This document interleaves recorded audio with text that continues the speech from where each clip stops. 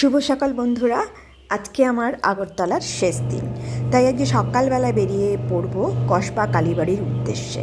সকালবেলায় উঠে চান টান করে সেজে গুজে এবারে ব্রেকফাস্ট করব। তো তোমাদের আমি ব্রেকফাস্টের ভিডিও দেখাইনি যে কদিন ছিলাম, তো আজকে দেখো ব্রেকফাস্টের ছবি দেখাচ্ছি। ব্রেকফাস্টে অনেক রকম ছিল, আলুর পরোটা ছিল, লুচি ছিল, ইডলি ছিল, ডিম ছিল, চা, কফি, তারপরে স্যান্ডউইচ, চাউমিন, যে যেটা পারবে সে সেটা খেতে পারে।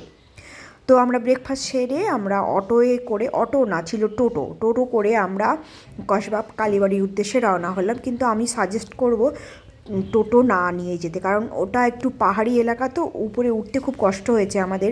5 জন ছিলাম। এই যে দেখো আমরা এই টোটো থেকে নেমে, আর টোটোওয়ালা টানতে পারছে না, শুধু আমাদের একজন ছিল বসে, আর আমরা সবাই নেমে পড়েছি। আমরা সবাই নেমে যাওয়ার পরে তারপরে টোটো যাচ্ছে। আমরা হাঁটতে হাঁটতে যাচ্ছি, তবে দেখতে বেশ ভালোই লাগছিল, রাস্তাটা খুব সুন্দর ছিল, একদম ফাঁকা নিরিবিলি।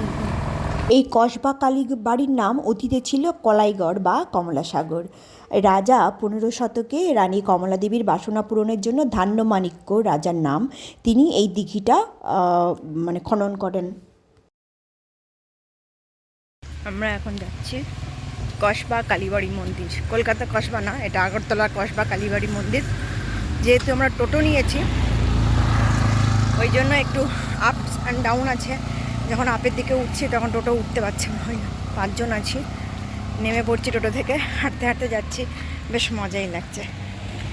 দেশভাগের সাথে সাথে যখন বাংলাদেশ আর ইন্ডিয়া হলো, তখন কমলাসাগর ভাগ হয়ে আধা গেছে বাংলাদেশের কুমিল্লায়, আর কিছুটা এসেছে আমাদের ইন্ডিয়াতে।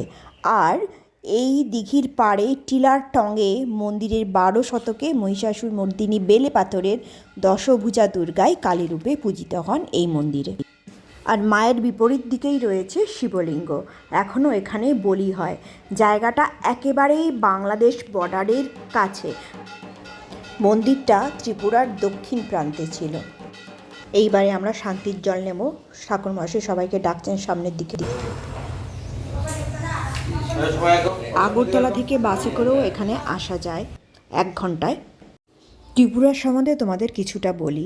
ত্রিপুরার উত্তর দিকটায় এই 1000 মিটারের একটু কম উচ্চতা সম্পন্ন পাহাড় রয়েছে, আর দক্ষিণ দিকটা পুরো বনাঞ্চল। এই যে কসবা কালীবাড়ি, এটা ত্রিপুরার দক্ষিণ দিকে, আর উত্তর, পূর্ব, দক্ষিণ, পশ্চিম সব দিকটাই বাংলাদেশের বর্ডার।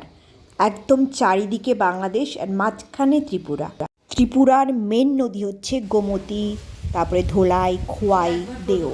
গোমতী নদীটা দেখেছি, আর বাদবাকি নদীগুলো আমাদের দেখা হয়নি, কারণ ত্রিপুরা অনেক বড় শহর। যেহেতু আমরা 5 জন মেয়ে গিয়েছিলাম, আমরা পুরো ত্রিপুরা সেইভাবে ঘুরে দেখতে পারিনি। যেগুলো কাছাকাছি ছিল সেগুলোই আমরা ঘুরে দেখেছি। আমার প্রথম ভিডিওটা ছিল ত্রিপুরা নিয়ে, আখোয়াড়া। আখোয়াড়াটা এখন বাংলাদেশের দিকে চলে গেছে। আগে ছিল আমাদের, যখন অবিভক্ত ভারত ছিল, তখন আখোয়াড়াটা ছিল আমাদের দিকে। অবিভক্ত ভারতে আগরতলার রেল সংযোগকারী স্টেশন হচ্ছে আখোয়াড়া, আজ যেটা বাংলাদেশে রয়েছে।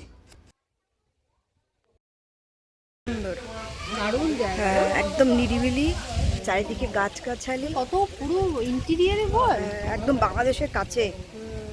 ওই তো বাংলাদেশ। আচ্ছা, এই যে পরীক্ষাটা দেখো, এই ঝিলটার নাম হচ্ছে কমলাসাগর, আর এর পাশেই ঠিক বাংলাদেশের বর্ডার দেখাবো। একটু দূরে গিয়ে ওই যে তা দেখাও যাচ্ছে বাংলাদেশের বর্ডার, তার কাটা দেওয়া আছে। এত জুম করলে হয়তো আসবে না, আমি কাছে গিয়ে দেখাবো। ঝিলটা অপূর্ব সুন্দর, আর চারিদিকে পাইনের বন, আর এইখানে আছে বিশাল বড় একটা অশ্বত্থ গাছ।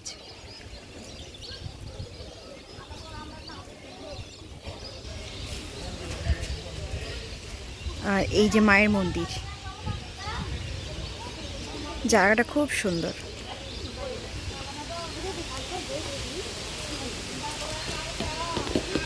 গাড়ি করে আসলে তোমাদের 1 ঘন্টা লাগবে। আমরা যেহেতু টোটো নিয়ে এসেছি, আমাদের একটু টাইম বেশি লেগেছে। আর এই যে উঁচু জায়গাগুলোতে টোটো উঠতে পারছিল না, 5 জনকে নিয়ে আমাদের নামতে হয়েছিল। তার জন্য এই রাস্তাতে আমি বলবো তোমাদের গাড়ি বেটার, টোটো বা অটো থেকে গাড়ি অনেক বেটার। আর দেখো, এক ঝাঁক পানকৌড়ি, দলে দলে পানকৌড়ি রয়েছে পুরো ঝিলটাতে।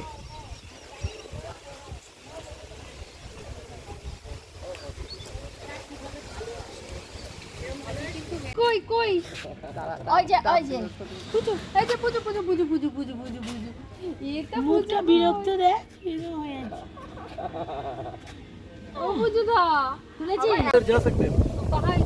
সানডে ওই যে টিনের চালগুলো দেখতে পাচ্ছ ওটা হচ্ছে বাংলাদেশের মধ্যে পড়েছে, ওখানে হাট বসে। যেদিন হাট বসে সেদিন এই ইন্ডিয়ার লোকও পাসপোর্ট নিয়ে আর আধার কার্ড নিয়ে ওপাশে হাট করতে যেতে পারে, মানে বাজার করতে যেতে পারে। সেই কথাগুলোই আমরা শেয়ার করছিলাম, মানে শুনছিলাম বিএসএফ জওয়ানদের কাছ থেকে। আমি একবার এসে সানডে পাইনি, আসতে পারিনি, তখন ছিল। कलकत्ता से आया है। हाँ। त्रिपुरा घूमने आए। वो कहाँ पर कहाँ पर? ओ अच्छा कस्बा, यही नाम उधर भी चलता है। अच्छा तो वही हम देखे कि इधर बहुत पॉपुलेशन है। पॉपुलेशन है। अभी हमारा इंडिया का भी ट्रेन का चालू होने वाला है 15 अगस्त से अगरतला टू कलकत्ता, इधर से बांग्लादेश के अंदर से जाएगा। 6:30 ঠিক আছে দেখা, এবারে আমরা টোটোতে করে আবার ফিরে যাচ্ছি।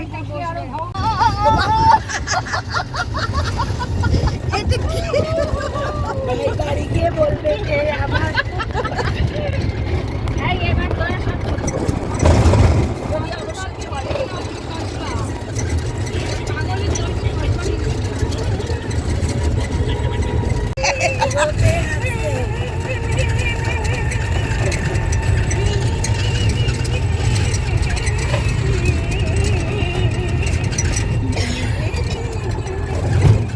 গাড়িতে খুব মজা করতে করতে হোটেলে ফিরলাম। হোটেলে ফিরে তাড়াতাড়ি করে ডিনার সেরে আর আমরা তাড়াতাড়ি ঘুমিয়ে পড়েছিলাম। ঘুমানোর আগে একটুখানি এনজয় করলাম, নাচানাচি করলাম। এখানে জামাল কুদু নাচ চলছে, দেখানো যাবে না, আমাকে বকাবকি করবে।